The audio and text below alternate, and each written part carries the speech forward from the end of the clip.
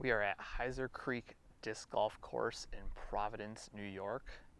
Today we're going to be playing through the 18-hole layout of the course, and it'll probably be released in two different videos, one for the front nine, one for the back nine. But we are at the tee pad of hole 1, which is a 240-foot par 3 downhill. There is an OB creek to the left and deep of the basket, but as you can see, the basket is straight ahead. For this tee shot, trying to avoid the water deep and to the left, I'm going to be throwing my buzz, try and just get it straight down there and settle somewhere within the circle for a putt.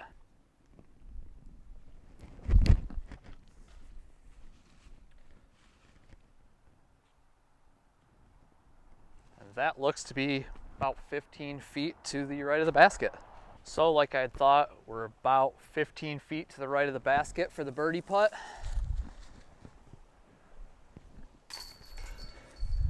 One down through one. Hole 2 is a 255-foot par 3. You can see the basket is to the left of the tree. So for this hole, I'm going to throw something overstable to the right of the tree, try and get it high enough and far enough out there that it'll come crashing back down to the left in the fairway. Try to avoid all the trouble. So for this one, I'm going to go with my Big Z Onyx just because the overstability, and try to pump one up there.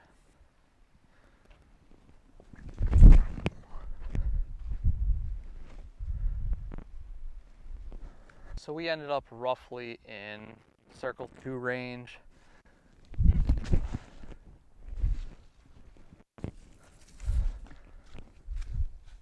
And nice tap in for the par to keep us sitting at 1 down through 2. So we are at hole 3, which is a 162-foot par 3. Nice little short one. There is an OB creek short of the basket. You can see the basket is straight down the middle. For this throw, I'm gonna go with my Big Z Fierce. Try and release it a little bit of hyzer and get it to flip over and hopefully bang some chains here.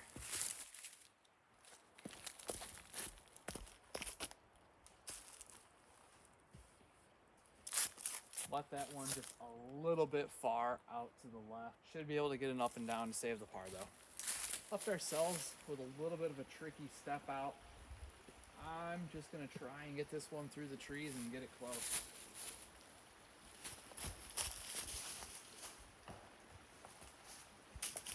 And we went a little deep, but gotta make sure you have enough to get there, and we definitely did. So we actually went a little deeper than I had thought. Right behind this tree. Still should be a routine putt to clean up the par.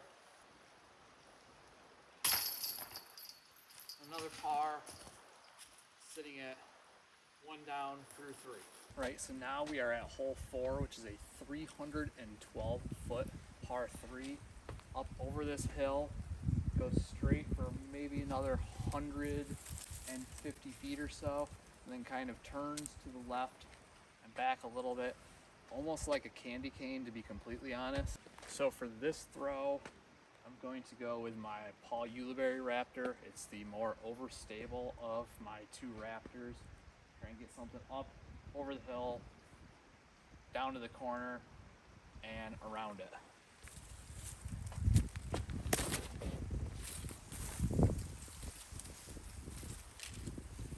That made it around the Guardian tree.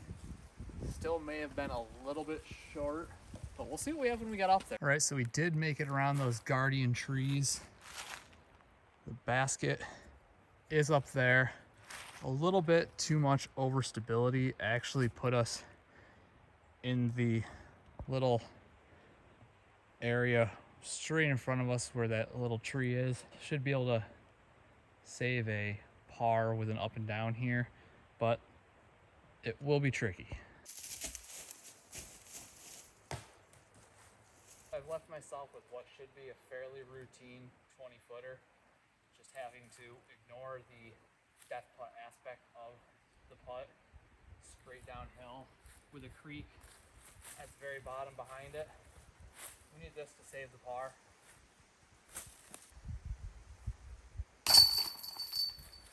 And there it is.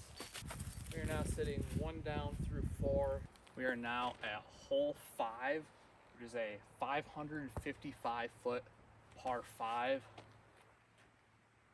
Goes up the hill to the right and then keeps going straight for a ways after that before dropping downhill a little bit.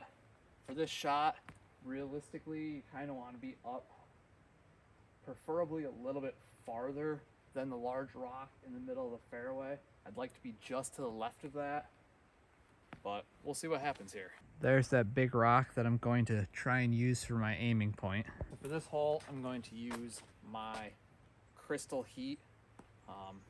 It's understable. I'm gonna throw it on a forehand, hopefully Hyzer flip it up, and then potentially push back to the right just a little bit.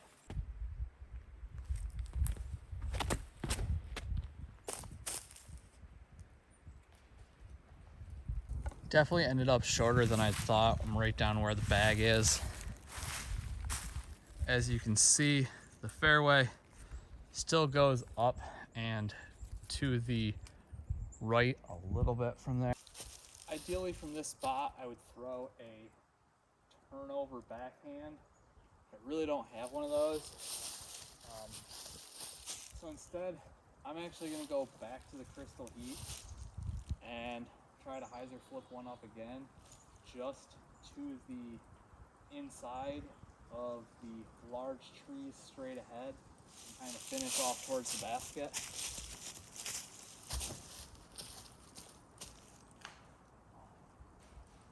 Definitely wasn't going to come out of it before the trees, so that was probably a good kick, to be honest. So after hitting that branch overhanging the fairway, we dropped down right here in the fairway. Not too bad of a spot. Basket is straight down there through the trees. It is on a hill though. You know, you could come up short of the basket and definitely end up way down at the bottom of the hill, or you could end up a little bit short and have a fairly scary putt. I'm actually pinched off a little bit more than I thought by these trees. This shot, I think I'm going to go with the zone, try and actually go outside of this tree on a forehand and get something down, hopefully close enough for a putt for the birdie.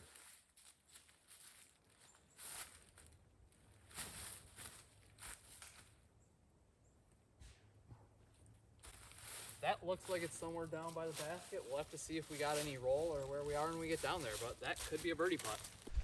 So as I alluded to, there is definitely potential for a roll away. It looked like where it came down was maybe 15 feet short of the basket, but unfortunately it wasn't a soft landing and we are down at the bottom of the hill now. Looks like we're right at circle's edge, so I'm just going to kind of straddle out and hope that this doesn't roll away if it misses. Which came down 5 feet or so away from the basket. We'll just take our par and move on. Could have been much worse.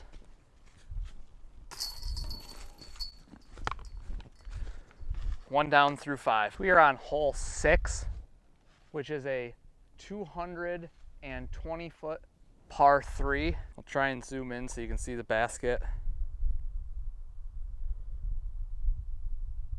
Just right there in the center of the screen. There's the full view of the shot. For this shot, I'm going to go back to the trusted overstability of the zone. I'm going to try and play a forehand down the fairway, off to the left slightly, and finish right back towards the basket. And I early released that, but what a tree kick. That looks to be a putt. So we definitely got a good tree kick. We're not in the best spot, but we've got about a 15-footer between the two trees for another birdie. Just like that, we go to 2 down through 6. We are now on hole 7, which is a 249-foot par 3. Downhill, just to the left of the big trees in the center of the screen is ideally where you want to be. It does continue to drop off into some woods behind the basket. So for this throw, I'm going to go back to my Z-Buzz, fairly straight flyer. With the hill, I am expecting it to fade out to the left slightly at the end.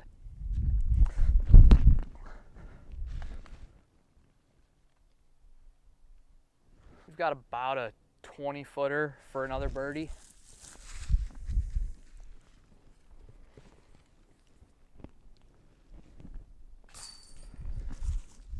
And with that birdie, we are now 3 down through 7. So we are now at hole 8, which is a 403-foot par 3. Goes downhill all the way down to that tree line and then takes a 90-degree turn to the right. There is an OB Creek if you go real deep at the bottom of the hill through the woods. So for this hole, I'm going to go back to the ESP Onyx just because of the overstability. Try and pipe something right down the middle and get that nice late finish. There is risk if you don't go far enough that you will handcuff yourself for your second shot, but we're gonna try it, see what happens.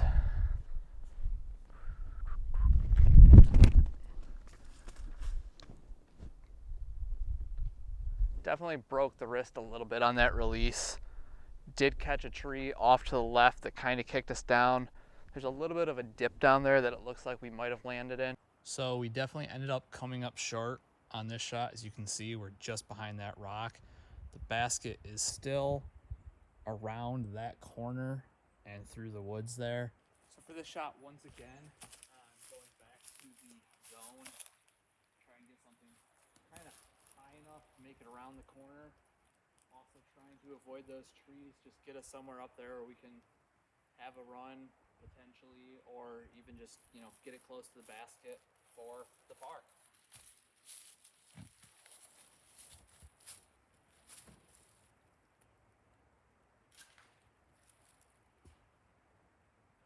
Much straighter, not nearly as much hyzer on that as I wanted. Hopefully that didn't roll. So thankfully we didn't get any roll. We don't have a line directly to the basket. And the hill does drop off to the left by the basket.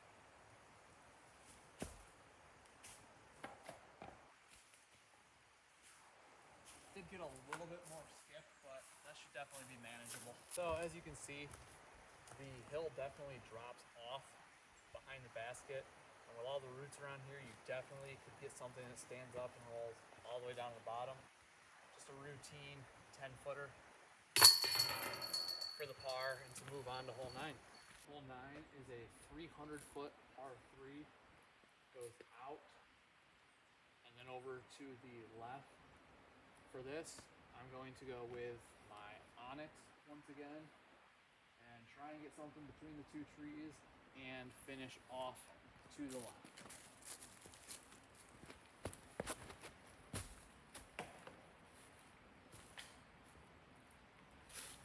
That was looking so good. So straight ahead, you can see the disc. We did just manage to avoid the OB Creek, but we are going to have to play something up high and wide, I think, to get around those trees, as the basket is still tucked decently over to the left.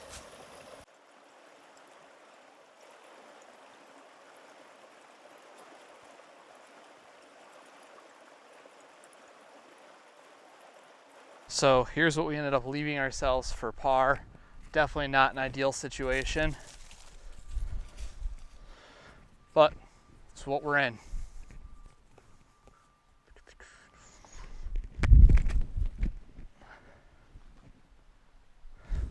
That really never had a chance. So we've left ourselves with another 10-footer. Unfortunately, this time for bogey.